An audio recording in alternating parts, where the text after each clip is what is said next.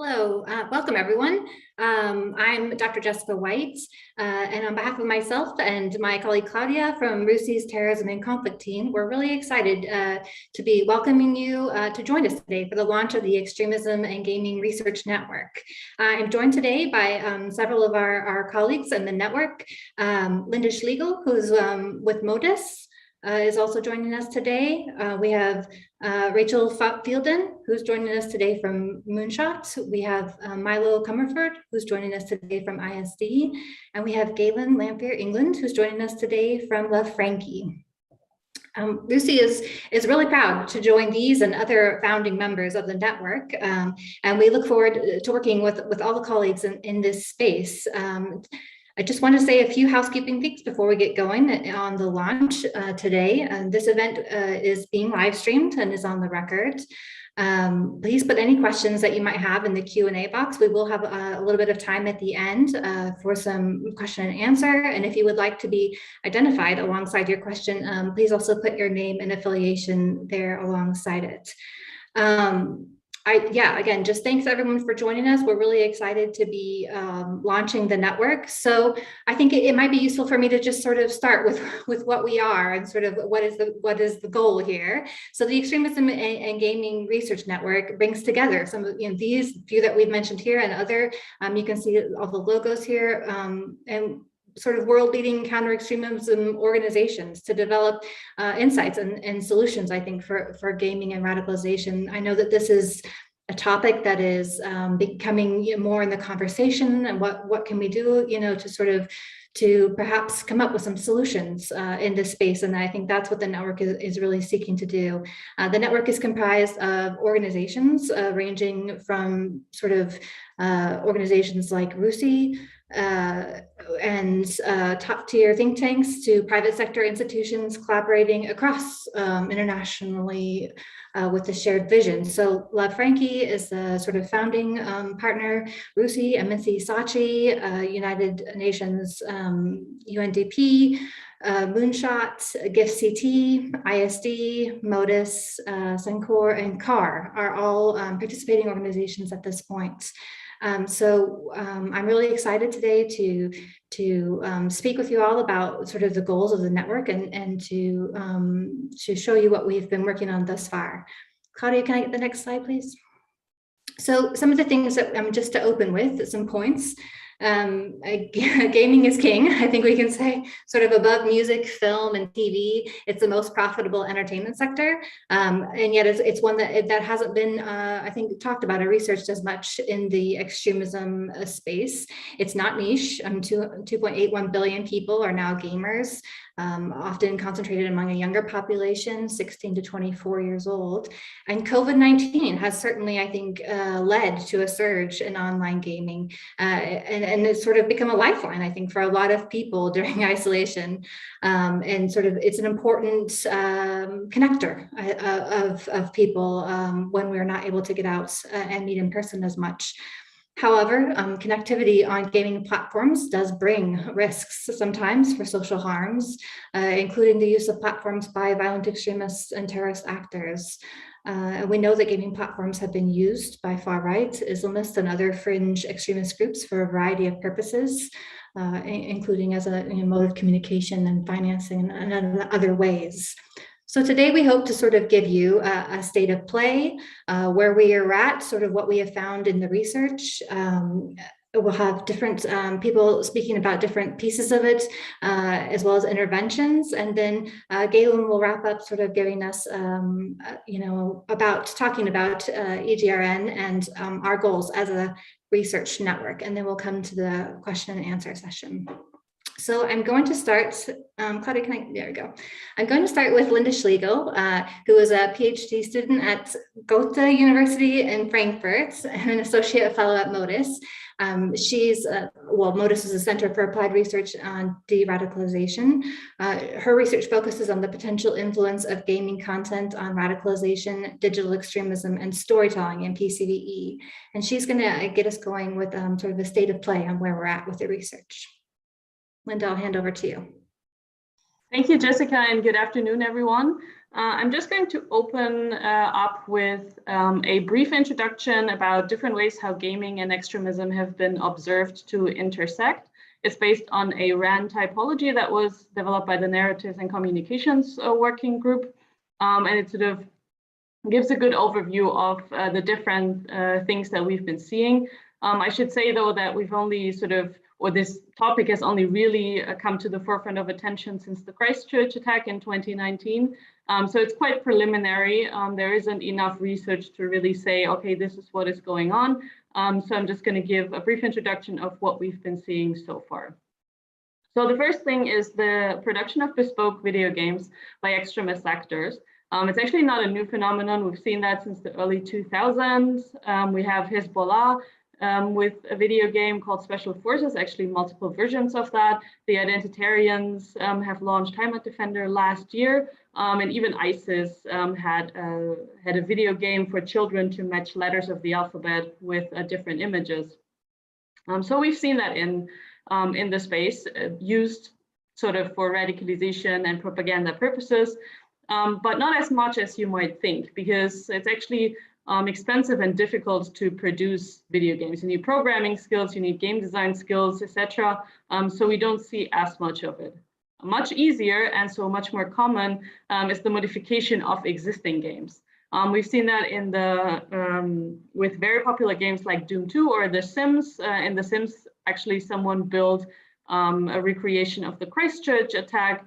There are white ethno-nationalist states in Roblox, etc. So it's something that's used quite a lot. Modifications are generally very popular in the gaming community. So it's super easy for extremist actors to just jump on that. And it's much easier than sort of developing full games and just using the modifications for their aims. Thirdly, we've also seen the use of in-game chats, for example, in browser games like World of Warcraft, but also on other chat applications where you can actually chat in real time, either through audio or through writing with the other people that you're playing with. And it's a good way for grooming. It was the subject of a recent RAM meeting. And so there it was discussed that this is used for sexual exploitation, for crimes, but also for extremist grooming potentially.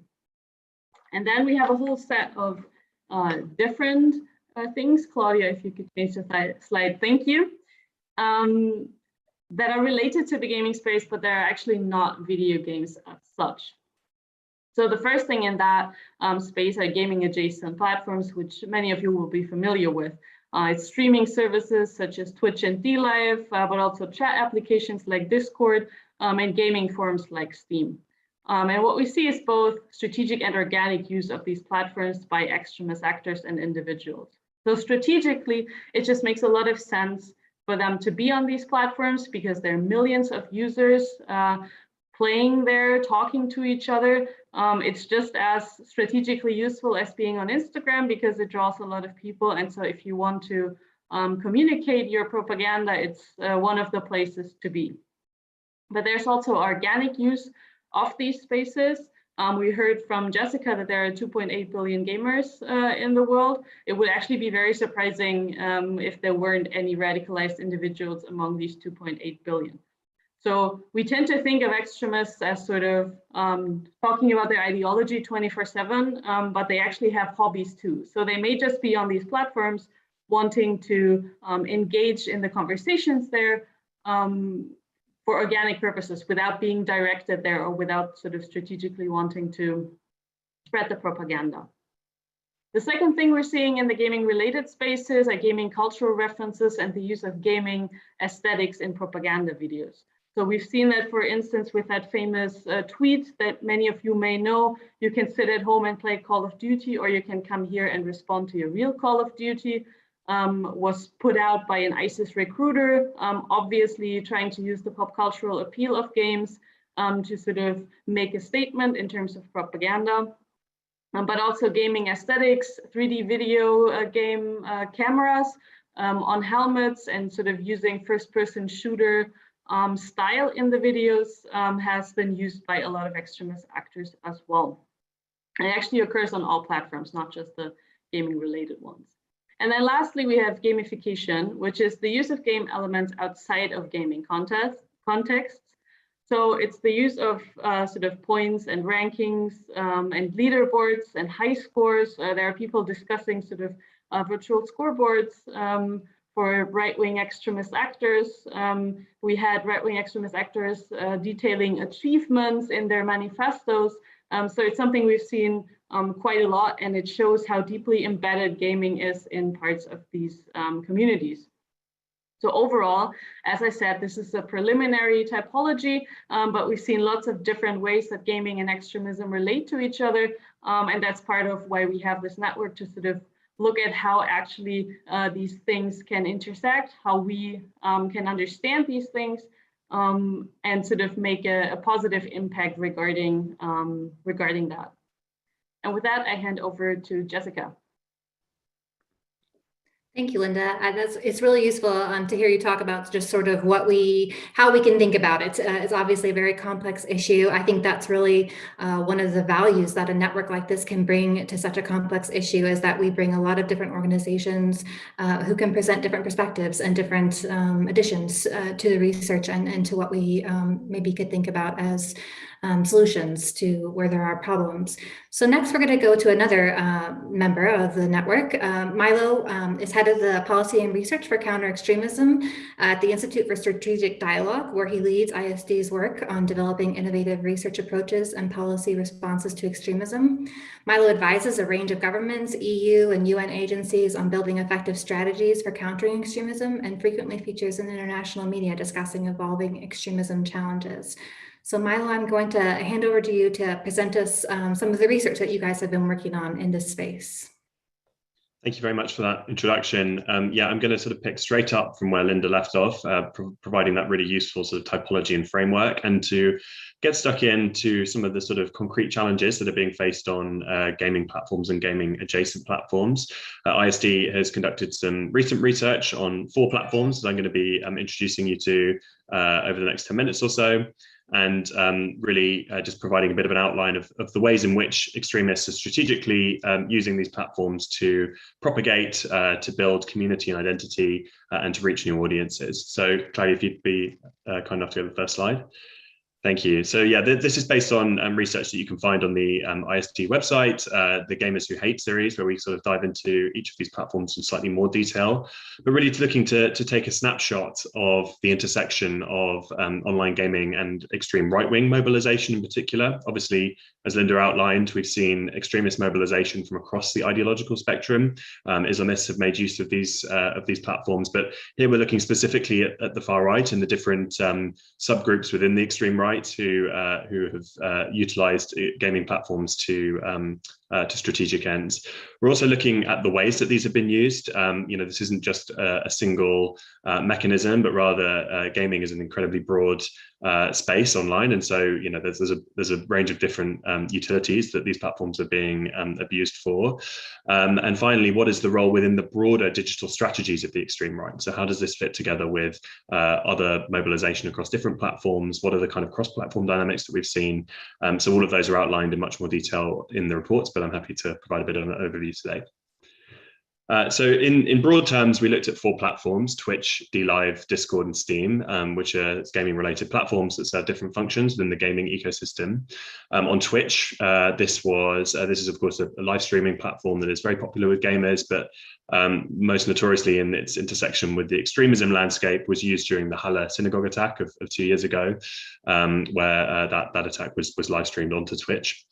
Here we looked at 100 extreme right channels and looked particularly at the kind of funding mechanisms that were being used as well to sort of drive donations and funding towards groups.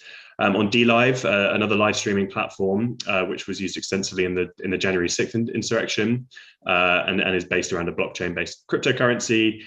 We looked at a similar number of channels and really sought to understand the ways that streaming platforms are used differently by different extremist actors. On Discord, ISD researchers were looking at this platform geared towards specific servers and communities, which is a sort of hybrid of both public and private chat, much of which is gaming related. In terms of its intersection with extremism, we've seen particularly prominent usage in the planning of the Charlottesville attack of 4 years ago, and the sort of broader mobilization around that. And then finally on Steam, which is a sort of more of a distribution platform than a sort of media platform per se, but that nonetheless has many millions of users, and that serves a different role in the way that it brings people together more explicitly around gaming. So you'll see, if we go on to the next slide, in terms of our overall approach, rather than looking at the sort of scale of the challenge on these platforms, we were really looking to understand through an extremist first lens, kind of how these platforms are being used and abused, much as we have with other platforms across more traditional social media and alt tech platforms as well. So this isn't a sort of remark about the platforms themselves so much as how they are being used and how they're being utilized by extremists across the extreme right spectrum. We took a sort of digital ethnographic approach, by which we mean we're essentially kind of embedding ourselves within channels and groups to sort of understand the nature of discourse there, and to sort of qualitatively analyze content and communities. And we're very keen to sort of adopt a strict ethical framework. I'm sure we'll have some discussions later on about how we research this space, given its kind of emerging nature. But I think really important to bear in mind that there are going to be some communities that are even more challenging to research and analyze, including closed communities and how those are engaged with. So we made sure that we instituted some fairly robust safeguarding for researchers involved with potentially sort of challenging content in these spaces. On the next slide, just a bit of an overview of the sort of nature of these communities that are analysed. Again, there's much more detail of this in the reports, but on Steam, we saw quite a diverse set of subgroups of extreme right communities, which ranged from traditional far-right political parties to neo-Nazi terror groups, a very broad range, which included groups ranging from the Nordic resistance movement through to Generation Identity and the Misanthropic Division, as well as UK groups, generally quite small and inactive, but including the BNP and Britain First and others, as well as a range of alt-right groups tied to US white supremacist forums, and particularly kind of targeting Muslim communities on the platform. On Discord, we saw a number of servers that were rooted around sort of more sort of Chan culture type manifestations on Discord, the kind of channels that we were seeing, but also including some limited neo-Nazi content. A particularly young user base was notable in these spaces, where we saw users sharing propaganda created by the Atomwaffen division and Sonnenkrieg division, sort of far right groups that have been designated in a number of different country contexts, and actually particularly young demographics, where some of the sort of chats that we were looking at in this context were we saw average users in our sample to be around the age of 15, and a number of respondents particularly sort of skewed towards men, but a minority of female users within these channels as well. On DLive, we saw a number of influencers who were promoting a range of extreme right talking points, and DLive was kind of a platform that really was used as a bit of a fallback by some of these influencers who deliberately take very broad strategies to sort of circumnavigate moderation by platforms, to sort of broaden their potential appeal. And DLive was sort of occasionally disparaged as not necessarily being the best way to reach audiences by extremist groups, but nonetheless was seen as being relatively important to have as part of a sort of suite of communications tools that were being used by far-right influencers. Finally, on Twitch, we saw more mobilization around sort of conspiracy theory content and misogynist communities and white supremacy, but relatively little evidence compared to the other platforms of sort of prominent extreme right influences. Again, so we sort of dived into some of these platform specifics, but in broad strokes, on Steam, which is a platform that's obviously more geared towards game distribution, we saw more entrenched and long-lasting extreme right communities. On the Discord servers that we were monitoring, these were much shorter in the life cycles that they had. The majority were smaller. There was a lot of sort of curtailing of activity, and the sort of moderation dynamics were very sort of key to the type of mobilization that we saw across these platforms. And on Discord, there's been some well-documented attempts to sort of try and curtail the operations of these kind of communities. I mentioned already the slightly ambivalent relationship that some extreme right groups appear to have with DLive, where it was seen as a slightly more disposable part of a wider ecosystem, but nonetheless we saw a lot of cross-posting of videos and particularly live streams on that platform, where it would also be seen on platforms like Odyssey or BitChute or other video sharing platforms. And as mentioned, sort of despite the sort of reputation with the Haller attack on sort of more systemic investigation, Twitch appeared to be of these platforms one that had the least systemic problems with extreme right activity, perhaps because of the slightly more sort of ephemeral nature of the content that was featured on the site. In terms of specifically violent extremist and terrorist activity, we were looking at sort of broad mobilization and not just sort of that by designated and prescribed groups. But we saw specific support on Steam and Discord for from prescribed terrorist organizations, including the Nordic Resistance Movement and Misanthropic Division. And UK prescribed groups were shared in a number of Discord servers. And we saw users inquiring how to join groups like Attenboffen on Discord servers as well. So the kind of chat function being used as a kind of means to better understanding the ideology, better sort of understanding the community, and to sort of be off-ramped into other sort of sites and areas that were of significance.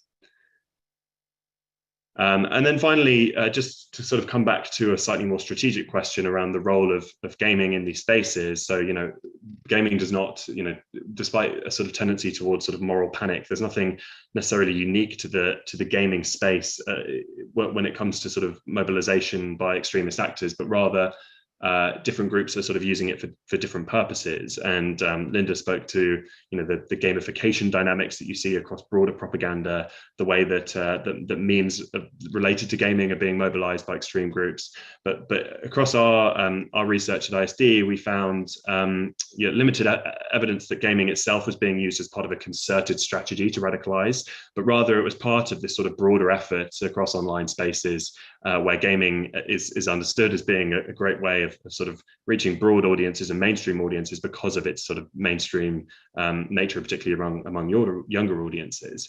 But specifically, some of the roles that we saw gaming play were in the historical strategy space, where we saw role-playing games providing an opportunity for extremists to fulfill their fantasies, either historic or contemporary. You saw, sort of memes being shared about Nazis winning the Second World War in games that were about World War II, or sort of the attacks on Muslims in the context of the Crusades. So a sort of fantasist element there.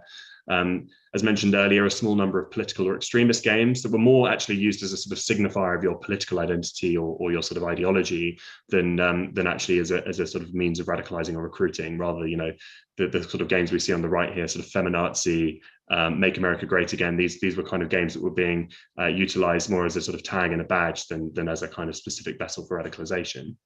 And then finally, we also saw this tendency towards sort of raiding and brigading, where you saw a gamified opportunity emerging out of some of these spaces to engage in extremist activity online, to attack servers associated with the LGBT community, to sort of, to target progressives online and others. And again, sort of coming back to this gamification dynamic, you see some of the sort of nature of offline mobilization being mirrored in sort of certain online spaces as well, particularly ones that are more geared towards that sort of community building. So this is just a sort of broad overview of the findings of ISD's provisional research into some of these platforms and the different ways they're using. But really looking forward to sort of hearing from other researchers about the ways that gaming and extremism are overlapping. Thank you, Milo. That's a really interesting overview, I think, of the work that ISD has been doing in this space. And I think work that, our network, the Extremism and Gaming Research Network, hopes to build upon. I think there's obviously, it's a huge space to be investigated, and there's a lot of work to be done, I think, sort of identifying different points of interest. So I'm going to go on now to Rachel, who is a senior analyst at Moonshot, where she works on design and delivery of digital counter messaging and intervention projects, specializing in the monitoring and evaluation of online at-risk user activity. And she's going to tell us a little bit about gaming and interventions and how that can be done in this space. Hi, thank you so much, Jess, for that really kind introduction. I'm really excited to be here today, speaking alongside some of my highly respected colleagues. Today, I'm going to talk quite briefly about gaming and its role in digital interventions. I'm going to begin my presentation by giving a brief history of gaming and the prevention of violent extremism, and an explanation as to why gaming is such an important facilitator in de-radicalization, before going on to speak about best practices from the field, as well as ambitions for the future. So as my colleagues have already kind of mentioned, I'll talk about this really briefly. Technology has granted extremist groups more power to coordinate attacks, disseminate propaganda, and recruit more members to their cause than ever before. And as Milo mentioned just earlier, video games and online gaming, whether a casual way to relax or a more dedicated hobby, can play a key role in the way that an individual thinks and behaves. Doesn't mean that it's more prone to violent extremist activity at all. It's just another place where you can spend a lot of time, hang out, and have a wonderful time. And just with anything that you spend a lot of time doing, it can impact your behavior and your outlooks on life. And that makes it prime, just as other places online, for extremist ideologies to spread on gaming platforms, whether organically or strategically. So as my colleagues have mentioned, gaming culture and platforms have been co-opted by extremist groups who have gone as far as even creating their own games. But at the same time, digital games can and have been used to spread positive and de-radicalizing messages, and have been used as a means of intervention, which makes sense, not only because of how influential games and their corresponding communities can be for contributing to your sense of self and your sense of belonging, but also because of how games have historically been used for facilitating education. When conducting interventions, the ultimate goal is to impact long-lasting behavioral and attitudinal change. And the best way of achieving that, particularly online, is to turn passive consumption of your intervention content into active engagement with it. So the big question is, how do you do that? So games offer a valuable opportunity here. By their very nature, users are encouraged to engage with your content, not just passively consume it. So through games, users can be shown, not told, about the dangers of radicalization. Games can also offer a way of making your interventions more subtle, more familiar, and of course, more entertaining. There are many examples of games that have been designed in the last 5 years or so to combat different online harms. I saw someone just dropped in the Q&A a different example there of a game called Blink 4221, worth checking out for anyone else on the call, but some other examples I'll go into in a bit later. But these include games that counter violent extremism, gender-based violence, as well as mis- and disinformation. These games can vary considerably in style and design, from scenario-based to fictional, from cartoon to real-life characters. So some examples include the one I just mentioned in the chat, the Bad News game, Harmony Square, and D-Count, just to name a few. They're all great games that take place in artificial environments, such as the fictional place Harmony Square. Another is Gamification, produced by ourselves at Moonshot, that takes place in a realistic and universally recognized family chat scenario. So some argue that video games can be particularly effective in interventions because you enter into a play mindset, right? So this allows you to engage in willing disbelief, whether it's zombies or wizards or anything like that. It's just a game. And that sense of separation between yourself in real life and playing a character in a fictional world can make us less reactive and potentially more susceptible and receptive to different points of view that we would immediately reject in a non-gaming environment, making us more open to having broader conversations potentially and listening to different points of view. Those on the other side of the argument question to what extent the player in an intervention-style game would be able to apply what they're learning in a fictional scenario to the real world. And it's been questioned whether games miss out on a more powerful point about the dangers of radicalization because they're presented like fictional games. Regardless, whether or not intervention games are more or less successful, should they reflect reality or fiction, I have some preliminary results from a pilot that I would love to share with you guys today that might suggest that games may be more effective than other digital counter content in attracting and maintaining the attention of at-risk individuals, which I'll go into now in the next slide. So yeah, as you can see on the slide, we've got some really promising results from our game Gamification so far. Just a little bit about the game. The game is based in Indonesia, hence the name Gamification, which means dig for the facts in Indonesian. And the game aims to inoculate users against disinformation. We ran the game campaign against a website with quizzes and lessons, and also against videos. So all of them contain the same sort of content, adapted for each use case. We then tested these using A/B testing amongst a sample of users who were engaging with pages sharing disinformation online. Our pilot results show that the game had the highest retention rate out of each of the different content types, meaning that a higher percentage of people stuck around and completed the content of the game compared to the videos or the website. And that's really, really exciting, and really, when you're sharing this stuff online, you don't expect people to, people don't go looking around to play a game online, and then somehow they end up spending quite a substantial amount of time on your game. We were really impressed with these results. Obviously, they're just a pilot. But gaming in CVE, it's not just about creating games to embody your content and engage with your audience members. That's just one way of utilizing gamification for de-radicalization purposes. Gaming can also provide a means of connecting with your audience in anonymous environments that they feel safe and comfortable within. For example, in the context of the pandemic and the inability for the Dutch police to build offline community relationships of trust. Sorry, my cat is meowing, I do apologize. So the Dutch police built up a program actually through which they played games with normal people. And there's no pressure to do anything but play a game and chat. And they've seen notable increases in levels of trust and people sharing their grievances. There was even a case where users shared incidents they witnessed and never went to the police about. And this eventually helped solve a crime, which is quite astonishing, actually. And in a post-pandemic world where face-to-face interactions may potentially be limited, who knows, this avenue has proven to be a viable solution. We also have a North American partner that is playing games with neo-Nazis on Roblox, an online gaming platform, and building relationships through the shared experience. This normalized setting allows for barriers to be broken down and trust to be built.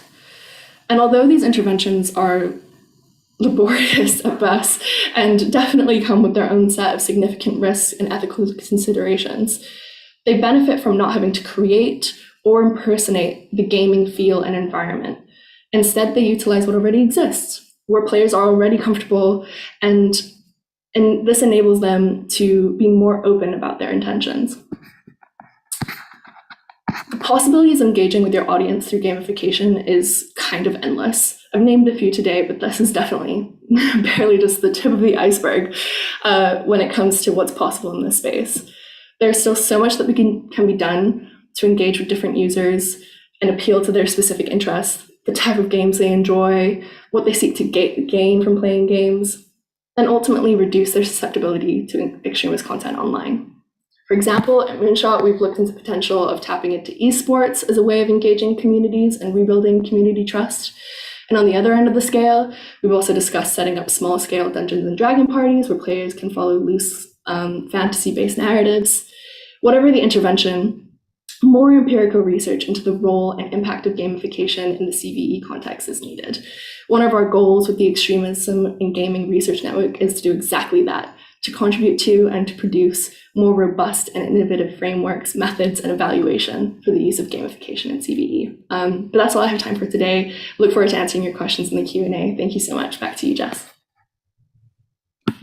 Thanks, Rachel. It's really, I think, interesting to hear about what Moonshot's been doing in this space. And I know one of the, the discussions that we had when we were thinking about establishing the network is the importance of highlighting the positive aspects that are possible with gaming as well. And I think you've done a great job of introducing us to that. So I'm going to move on to Galen. Galen is a senior research and innovation leader situated at the nexus of violent extremism, conflict, and tech issues. For over a decade, he's examined how various forms of radicalization can lead to violence and how to foster resilience in societal divides. At Love Frankie, he leads the Global Fragile and Conflict Affected Settings Hub, along with the Regional Research and Insights team. And as the Asia Pacific Stratcoms partner of MNC Saatchi Worldwide Services, Galen and his team inform evidence-based social and behavioral change communications for a wide range of clients over 20 countries. And Galen is going to give you sort of an introduction to the network itself and how we're hoping that it's going to work. I'll hand it over to you, Galen. Oh, and sorry, one more thing real quickly before we go. Just a reminder, if you have questions, please do put them in the Q&A. We will get some time for some questions, probably not all of them, I apologize. And you can upvote if there's one that you would particularly like to see answered. Sorry, now over to you, Galen. Thanks, Jess. I see some interesting questions coming in the chat, so that's really exciting. I'm thrilled to get to those. So I'll try to be brief. Claudia, can we hit next slide, please? A bit of a scene setting around what led to the Extremism and Gaming Research Network. So about a year ago, we started at Frankie looking into some of the ways in which we were seeing gaming platforms being used in different processes of radicalization and individual recruitment attempts that we'd heard about anecdotally, but we didn't really have much information on. So we started digging, and out of that digging emerged a annotated bibliography, a review of the literature that we're publishing today, I'll link to it in a moment.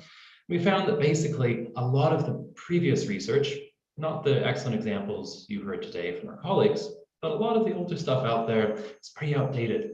A lot of it centered on jihadists and Takfiri jihadist extremism, a notable focus on ISIS. Earlier studies on games were primarily in offline environments. They didn't look at online gaming or online platforms. We found that media reports, while they might be up to date, they often lack depth. Next, please. We started to plumb a little bit more depth there, and we found that there were some worrying motifs, nothing that we had and still do not have a comprehensive picture on, but there are indications that there's a lack of self-regulation efforts. Of course, this varies across some platforms. Some are doing a lot more than others. There are definite functions on gaming platforms and gaming adjacent platforms that we've already heard about today that are being co-opted for various purposes by extremist actors, and that we're seeing, as Linda spoke about, this concept of gamification being exploited in offline settings as well. Next, please. So what do we know? We know that PCVE efforts on gaming platforms are nascent. They're exciting, like the work being done by Rachel and Moonshot, but they're nascent, right? They're new. They're often focused on American and European youth, not exclusively, but there is not a great deal of attention being paid to the area that my company represents in Asia Pacific, which is actually the largest percentage of the world's gamers. We often see that violent extremists are exploiting online gaming and affinity spaces, but as we've already learned, the scale is unclear. We don't know how big the problem is. It could be rather small, it could be massive. We don't yet know.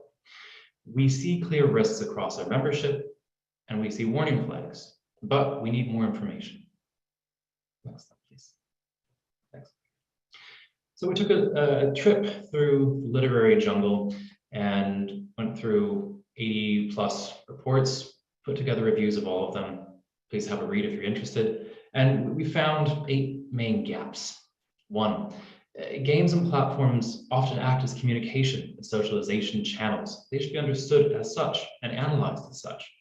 There's not, as my colleagues were saying, something inherently unique about gaming, but it hasn't been looked at as a social space before.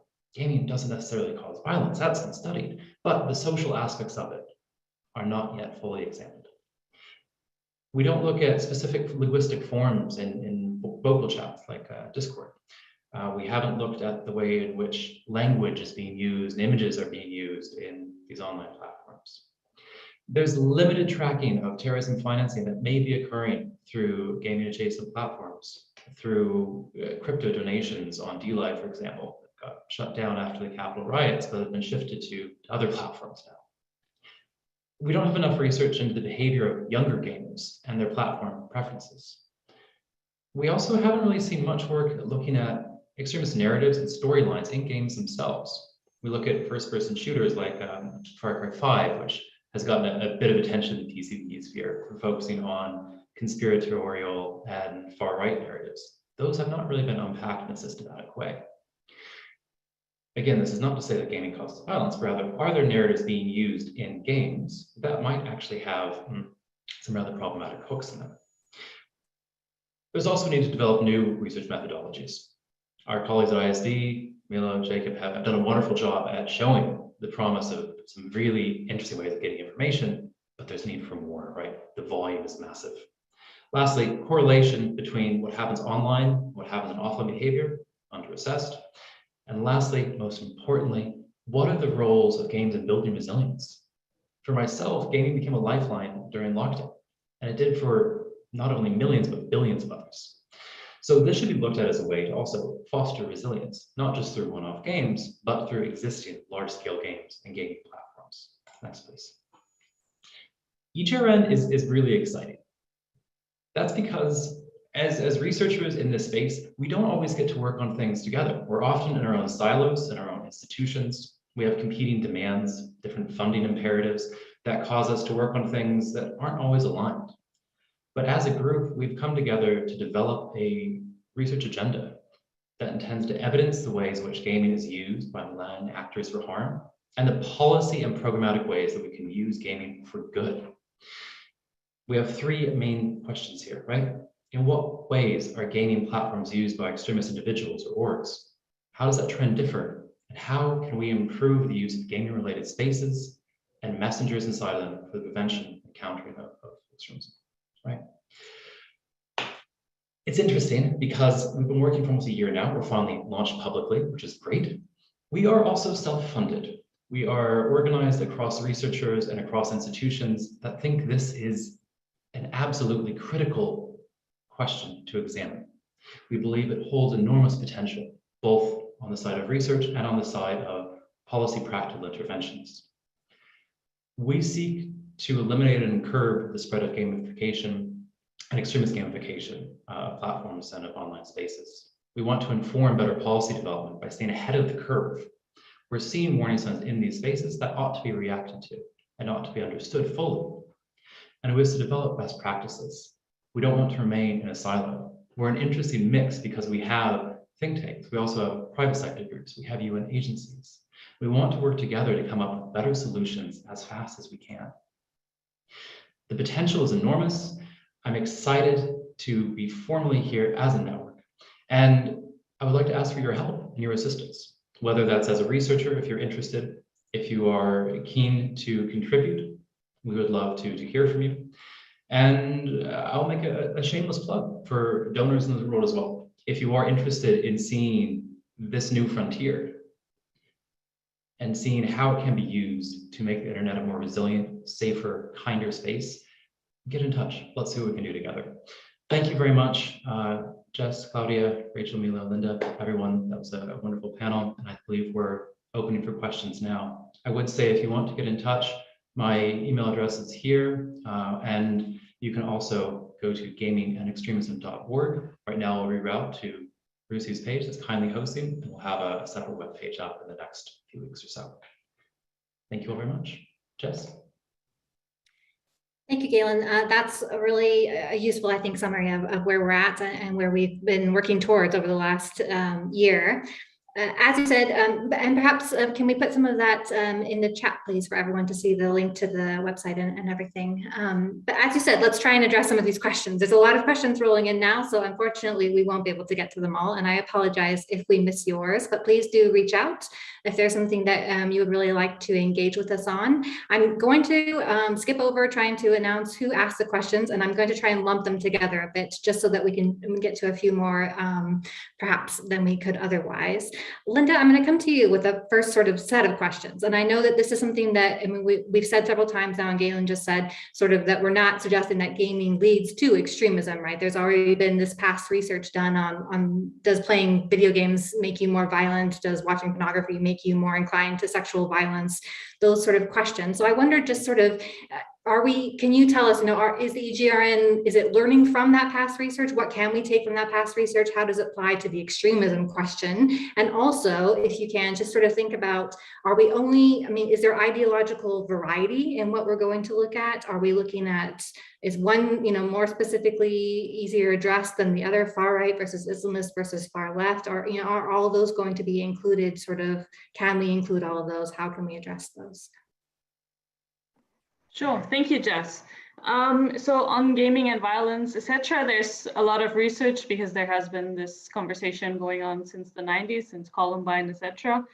And certainly that's something we're learning from, and from the other areas mentioned as well. I think it's important to understand that everything we consume influences us in some way or another, but there's no direct causal link that we can establish in the research to say, okay, you're playing this game, that means you're 50% more likely to be radicalized.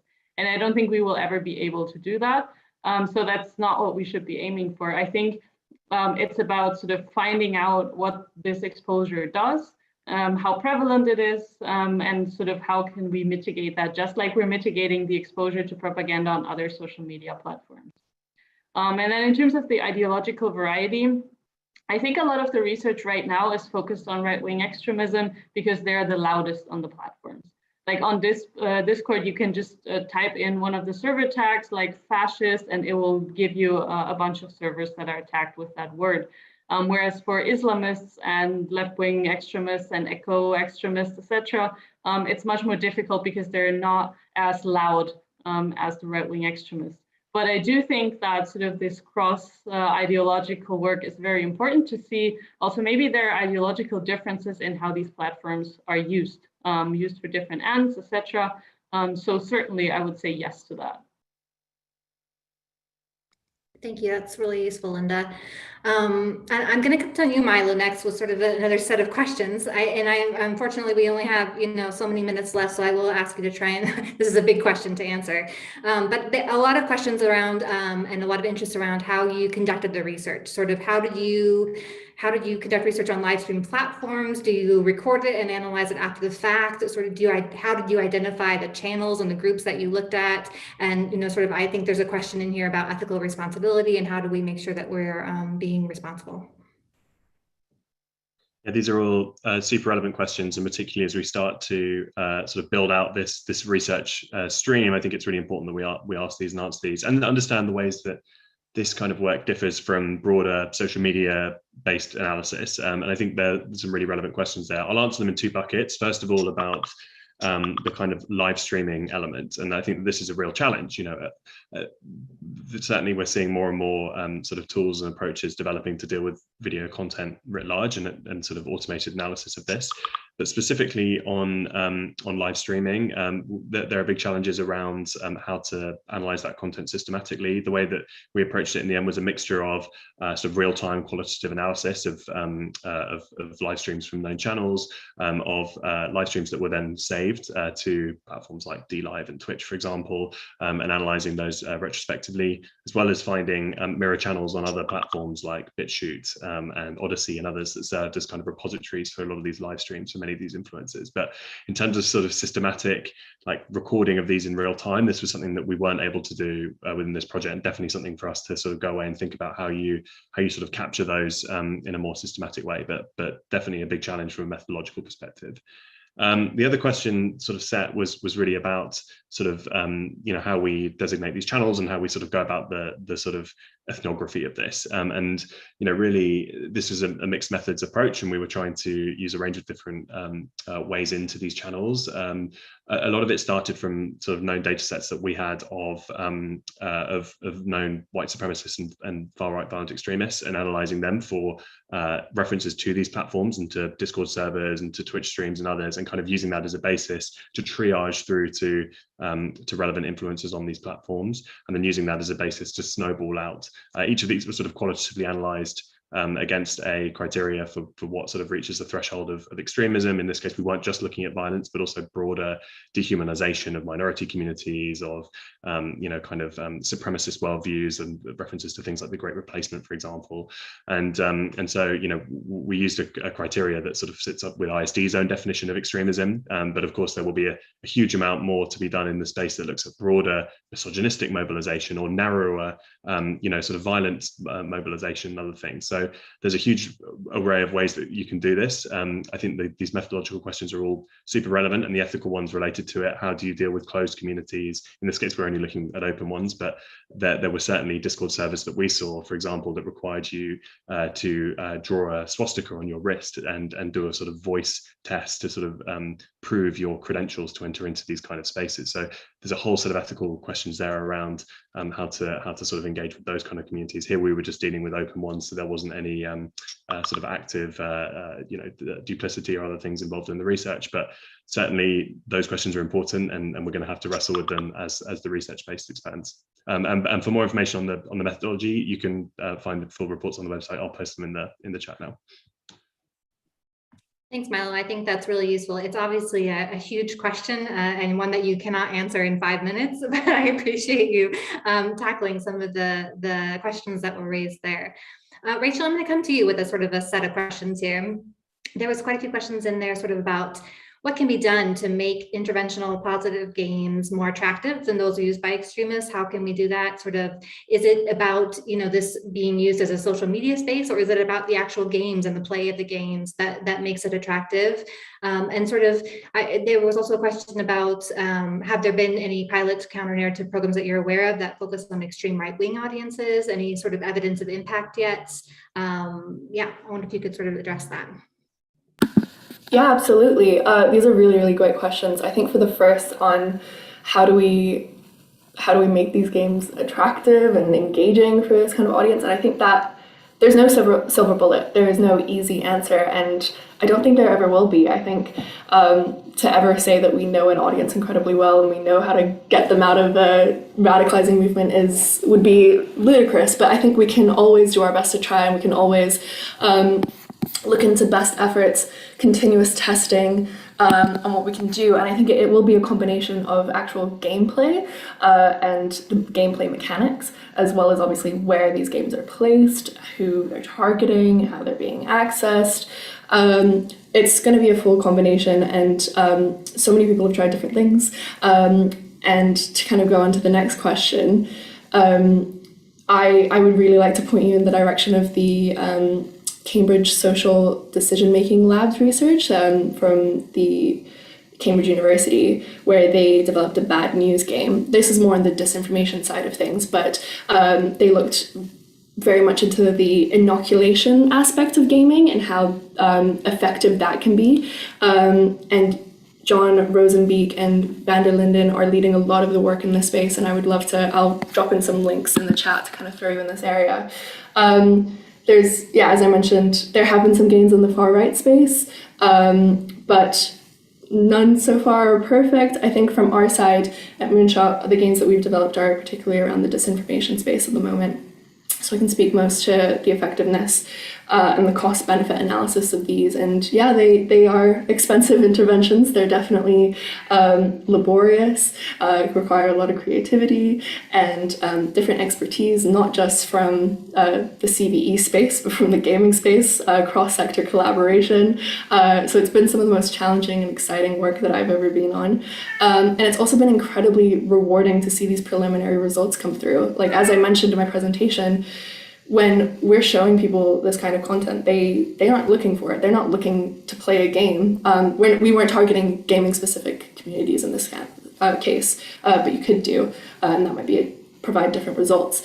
And the fact that they played it for as long as they did, they played it for like a really substantial amount of time. When we played the game, it took us about 15 minutes, and the average gameplay was about 16. And for the website, people were dropping off in like 30 seconds, and I think that is hugely significant. I mean, this is just a pilot. This is just one aspect of what games can do, and that already speaks a lot about the potential of the space. And I'm just really excited for further testing, further cross-sector collaboration to see what else is out there. But yeah, I'll drop in some more links that should be helpful to further research in this area. Thank you, Rachel. That's, I think, really useful to think about how we can make these more exciting. Galen, of course, I'm going to come to you next with a sort of a bucket of questions. I think this is really sort of it's a good structural question to Ujira and our purpose. Sort of how can we engage private and public actors and working, with gaming companies to suspend or prevent extremist content on the platforms in a timely manner? Is that a goal of the network? And how can we approach this, in a way that is, we're still engaging positively the gaming community and not alienating them? And sort of, are there any strategies that we are thinking about and how this could be effectively done? Thanks, Jess. And thanks to the audience for that bucket of questions. I think it's absolutely imperative. It's one that's on our minds and has been since we first started these conversations about a year ago now. At LoveFrank, we've been doing work with various tech sector partners for a number of years, as many of our colleagues on this call and in the network. We believe that it's incredibly important to engage directly with platforms and tech partners and to look at what are the primary challenges that platforms are facing in terms of their own regulation, in terms of their own trust and safety issues, and trying to identify ways that can be powerful in that space. One of our partners in EGRN is GIPCT, which is a membership body that encompasses many of the tech platforms and gaming platforms. So we're proud to be able to work with them to convey some of the research that we're doing. We also believe it's important to remain independent in the research that we do. We want to answer interesting questions, but do so in a way that remains, that we still retain autonomy as researchers, that we're delivering quality information, right? But asking what is policy practical, what is helpful in these spaces is useful. If you look at things like hash sharing across different social media platforms for extremist content, there are different initiatives that have tried to work to share suspected content and deplatform it quite rapidly, especially in the wake of the Christchurch attacks and the live streaming there. That hasn't been taken up across a lot of gaming platforms as of yet. There are technical hurdles to that, as well as just practical conversation pieces. I think there's room to engage on that front, and there's a lot more to be done. Regardless, the main point here should be to make sure everyone has a seat at the table, especially those who are involved in actually creating games and creating communities. And on the point of engaging gamers directly, our goal should never be to alienate gamers. I think a lot of us are on this call as well. Right? The goal should be to bring people into the fold and say, how do we foster more resiliency? How do we create safer, more inclusive, more engaging and fun online spaces, right? Like this is something that can be incredibly engaging, right? When you talk about that leap from 30 seconds to 16 minutes of engagement, that's huge. That's because it's fun, right? So we shouldn't forget that in this space, games have enormous potential to do good too. And we'd be remiss if we forgot that in our work. Thanks, Galen. I think that's really useful, and I hope that sort of we can continue this discussion. Obviously, we're limited today by our time, and we're coming to the end of our hour. But I just want to sort of, in a wrap up, to say thank you to everyone who's joined me today: Linda, Rachel, Milo, and Galen. Also, thank you to all the other people and organizations that we've been working with over the last 12 months to sort of get this going. It's been an effort by a lot of people thus far to get us here. I will say, in answer to some of the questions, sort of to follow our RUSI page for now, but as the Extremism in Gaming Network page becomes live, to follow there as well for upcoming research that we might be working on. We will point you to sort of research that the member partners are working on, as well as for those of you who might be interested in joining the network individually or as organizations, or if you're interested in funding the network, please do just reach out or follow us on the website. You can also see on our website for now and on the main website here soon, the link to the State of Play report that was talked about earlier. This is a reference, earlier.